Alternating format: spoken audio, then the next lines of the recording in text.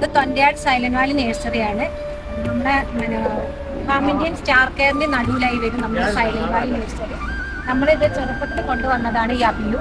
ഇത്ര വലുതായി, അതായത് ഇപ്പോൾ ഇതാ കായ ഉണ്ടായി, നല്ല ടേസ്റ്റ് ഉള്ളതാണ്. പിന്നെ ഇതാ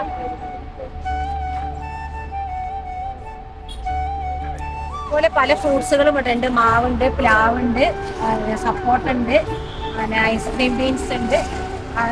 നിങ്ങൾക്ക് എല്ലാം നമുക്ക് ഇവിടെ കിട്ടുന്നതാണ്.